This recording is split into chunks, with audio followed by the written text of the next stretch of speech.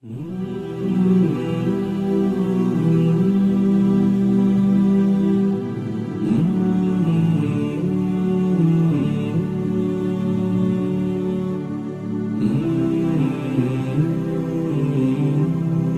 went to a Catholic school, and it's funny because that's the first encounter I had with a Muslim.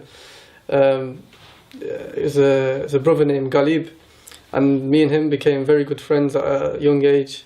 And I remember going back and to speak to my dad about this friend and how can I go to his house, and my dad would be like, "No, stay away from these Muslims. These Muslims are terrorists. They're bad. They'll brainwash you, etc."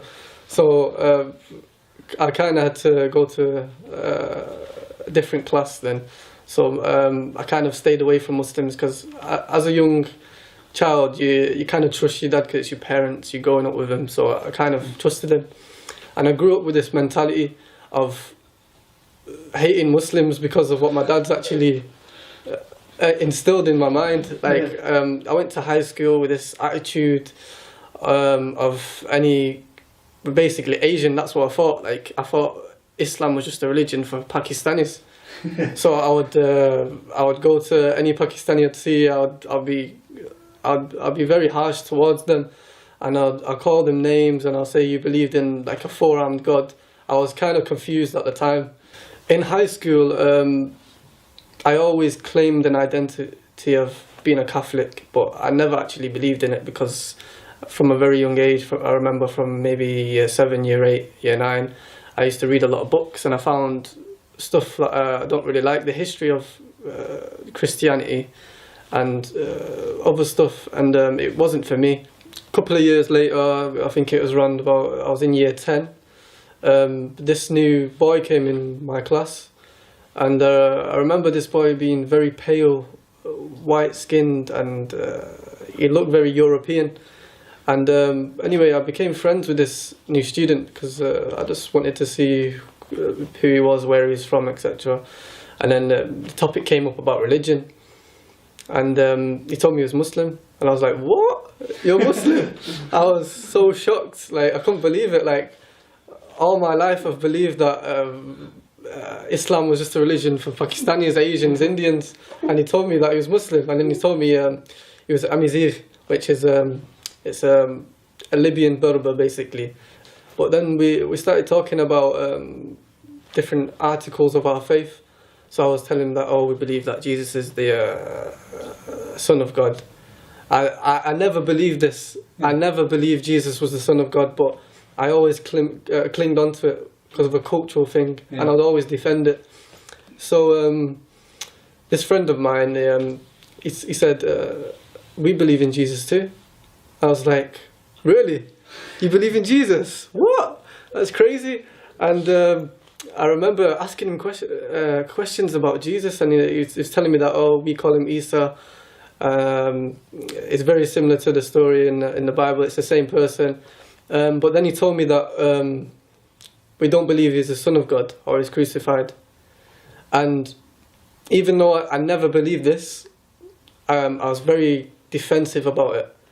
And I don't know until this day why I was very defensive about it. I got really angry towards this boy, and I used to be very harsh towards him. I regret it so much. I don't want to mention it anyway, but anyway, I felt really bad for this boy because every time I was harsh towards him, he would never go to the teacher, he would never be rude to me, he would never shout back, he would never do anything back to me. So I thought, okay, I'm gonna actually look into his religion, not because I was interested in it, but because I was more feeling sorry for him. So I asked for a couple of books on like the Day of Judgment, books on the life of the Prophet, sallallahu alaihi wasallam, may peace and blessings be upon him.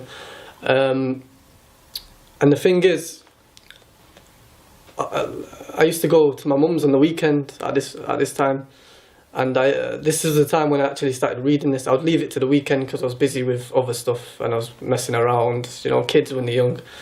I would go to my mum's and then I'd read it, and then she would actually ask me questions about this, and she'd say, what's that you're reading? And I'll say, oh, this is some Muslim thing, or they believe that Jesus is not the Son of God, it's some silly stuff. I'm just looking at it.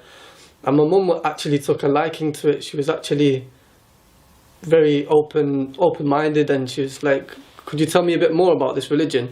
And then she would start asking me questions. So the questions I didn't know, I had to go back to my friend in high school and ask him. So then it would kind of increase my knowledge on the fact. But every time I was reading and answering questions and gaining more knowledge, I still had a closed heart towards it. I was never accepting of it. One night, I was up till I was up late. I can't remember why I was up, but I remember feeling something strange.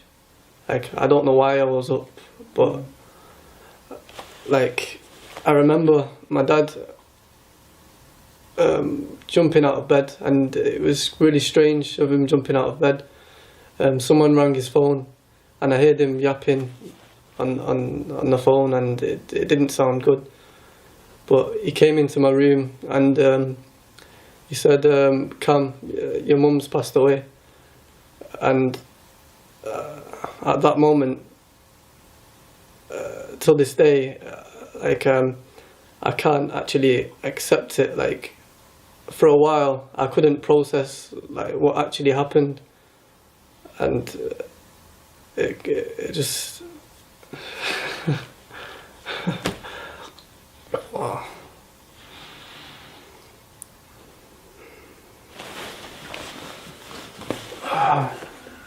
And I remember myself thinking that my mum, like, she never took Shahada, and I know, like, in her heart that she actually believed in this religion of Islam. Like, I could tell that she was accepting this, and it kind of got to me at that stage. And I remember myself thinking that I trust my mum so much, and now she's gone, that I have to look into this religion with an open heart. I can't be just biased and just reading it. So I went back to my friend. We're friends now. I'm his living. I went back to my friend, and I started asking for some books. But this time, when I was opening these books, everything I read, I accepted. Like, every single word, I accepted it. And it's strange because it took a calamity to actually change my way of thinking. But in ways, I thank Allah for this calamity He blessed me with, because I don't think without the death of my mother, I would have actually accepted Islam. After that, I went a bit off the rails, because I went to college, and I split up from my friends. Like, the college I was at, there was not really any Muslims. It's mostly English, African based. All the Africans would be Christian, and I got into the wrong crowd, basically, and I was doing all kinds of terrible things. But in my heart, I still had this belief in Allah. Allah is one. God is one. So my friends kept actually asking me when am I going to actually take my Shahada, and I kept putting it off. Like, I don't know what it was. It was something, I don't know if it was Shaitan, it was Satan, or I don't know what it was, but I kept putting it off, and I don't know why. But I kept reading, even though I was at a state, until I kind of remembered my mum again, and I remembered how she took a liking to Islam, and she could have actually become Muslim.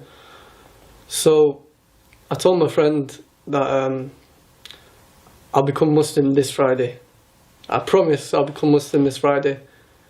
So Friday came, and the nerves started kicking in. I was actually shaking in the classroom. I just remember switching my phone off, because I didn't actually want my friends to call me to see where I was, because I knew they'd be calling me saying, meet us at this place, such and such a time. So I turned it on for a second and he said, we're coming to meet you at your college. So I kind of left college an hour early to get away from them. And I remember getting on the bus and there's about 5 of them sat on the back of the bus.